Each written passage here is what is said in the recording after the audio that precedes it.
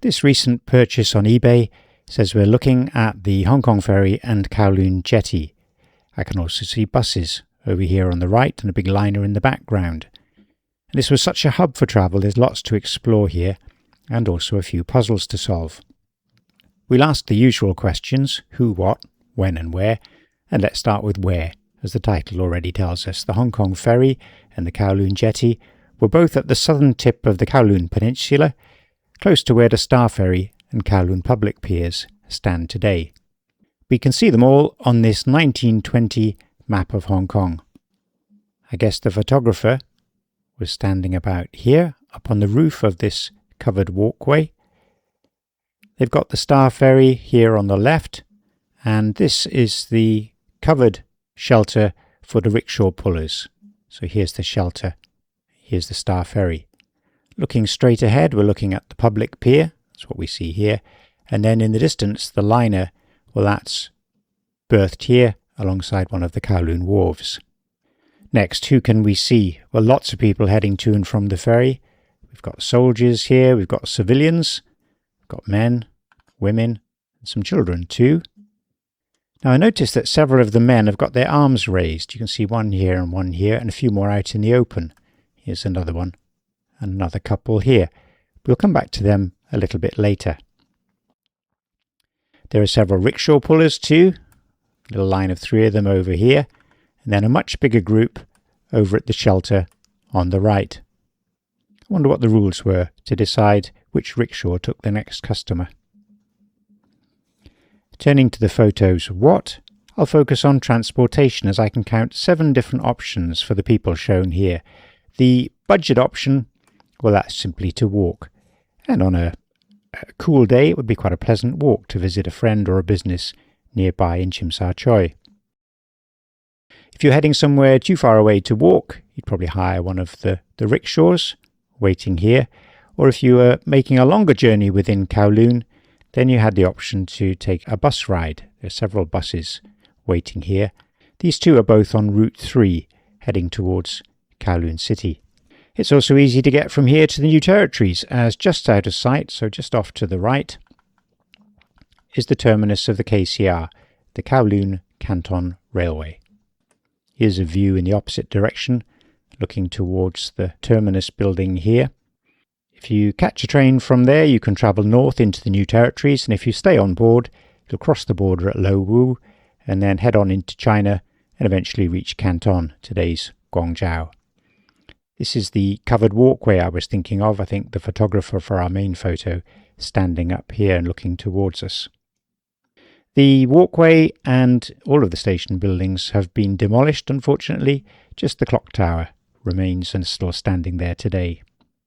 Turning now to the left side of the picture, and a couple of options for heading over the harbour towards Hong Kong Island. At this point, of course, there aren't any tunnels under the harbour, and so most people heading from Kowloon to Hong Kong Island would take a ride on the Star Ferry. The ferry was also a lot more convenient then, as the pier on Hong Kong Island was still much closer to Central. Here's the area in 1920, and if we switch to a modern view, not a big change of the coastline here, obviously a bit more land reclaimed here, but otherwise pretty similar to the 1920s view. Across the harbour over on Hong Kong Island, things are very different. This is a map of Central in 1924. So your Star Ferry from Tsim Sha Tsui would come and drop you off here. And the pier was on Connaught Road at the junction with Icehouse Street. So if, for example, you were heading over to HSBC to do a spot of banking, it was quite an easy walk to get there. Now, if we compare that with a modern map, with all the reclamation over the years, you now get dropped off over here, and you have a quite long walk across the raised walkways and through the buildings until you finally get to the bank down here. The Star Ferry wasn't the only way to cross the harbour. Larger companies and hotels ran private launches for their staff and customers, and the launches would come to the public pier over here. Finally, there's the option for international travel by boarding a liner at the Kowloon wharves. On this day, we've got one of the Dollar Line's ships in port. They're easy to recognise by the funnel. It's a pity we can't see it in colour, because as well as the dollar sign in white, they paint the funnel in a bright red band across here. Now the dollar line was a bit unusual in that it sailed both east and west from Hong Kong. Here's one of the adverts in the newspapers from 1928 and shows the wide variety of routes that they offered.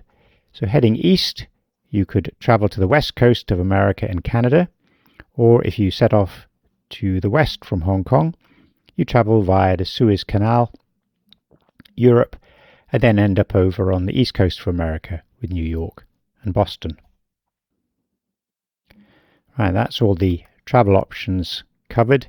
And our last question is when? When was this photo taken?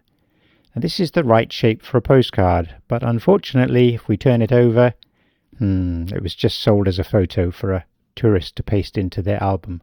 So with no postmark to suggest a date, and no handwritten notes either, we'll need to look more closely at the scene for clues. The first clue comes from the ferry buildings. The public pier on the right actually started life as the Star Ferries Pier.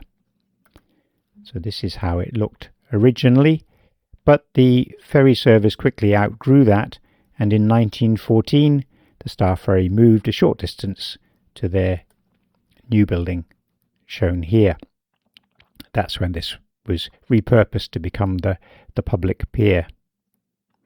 And of course it means that the photo must have been taken later than that, so later than 1914.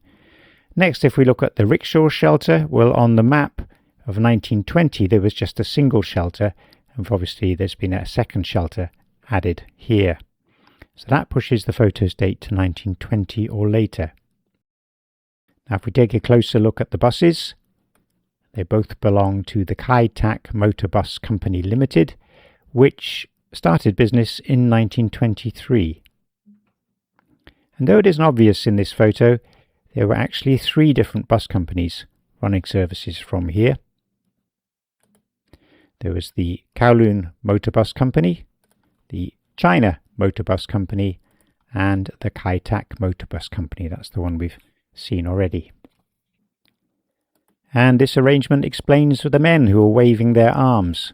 So with all of that competition for customers, the men here are trying to hustle customers onto their own company's buses. So this and this one, I guess, run by different companies. This 3-company setup will end in 1933, when Kowloon Motor Bus, or KMB, was awarded the monopoly for buses in Kowloon. And that was the end of the Kai Tak Motor Bus Company.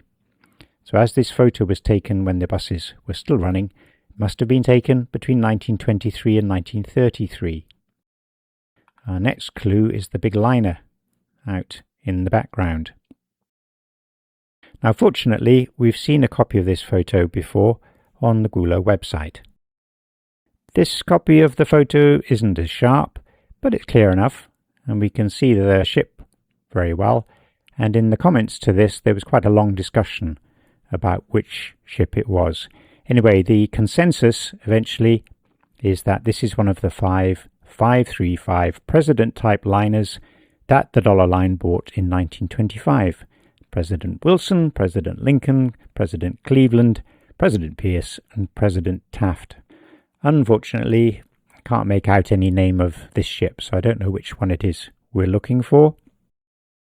But never mind, it still helps narrow down the dates of the photo. So now it must be sometime between these ships coming into service in 1925 and the merger of the buses in 1933. If we look at the people again, well, all of these solar topies, all of these sun hats, and a couple of straw boaters to be seen as well, they all make me think it was sometime towards the start of the range, say mid to late 1920s. Not 100% sure based on the clothing though. And that was where I was going to stop, but a photo has just been uploaded to Kowloon that sent me off down a couple of new rabbit holes. Here we are. And it's a small change to the company name that caught my eye. You see how they've added the 1926 in brackets here. So the company reincorporated in late 1926, and they updated the company name to make that clear. So recapping, the liner here means the photo can't have been taken before 1925, and the old style of name on the bus here means it can't have been taken after 1926. Well, that's close enough for me, but if you can pin down the date to an exact year, then please let us know in the comments. Now, if you've got copies of my books, you can continue this story. If you look at photo 19 in volume 2, this is a photo of the same area but taken from a different viewpoint. You can see the Starfray buildings in the background here. And there's also the last photo in volume 3, and that shows a view from a liner, and they're just getting ready to depart from the Kowloon wharves. Well, that wraps up today's video. I hope you've enjoyed the photo and its stories. Thank you very much for watching.